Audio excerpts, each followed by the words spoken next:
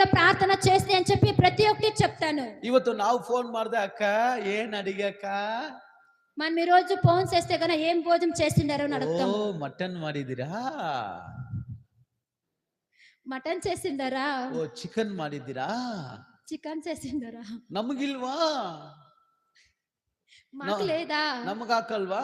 మాకు వేసేలేదా? ನಾಚಿಕೆ ಆಗ್ಬೇಕು ಕ್ರೈಸ್ತರಿಗೆ. సిగ్గు కావాలి. ಫಸ್ಟ್ ದೇವರ ಆತ್ಮಿಕ ವಿಷಯದ ಬಗ್ಗೆ ಮಾತಾಡ್ರಿ. దేవుని ఆత్మిక విషయాలని ಗುಡ್ చెప్పాలి. ಮಾರ್ನಿಂಗ್, గుడ్ మార్నింగ్ ಅವೆಲ್ಲ ಕಸ್ತೊಟ್ಟಿಗೆ ಹಾಕ್ರಿ.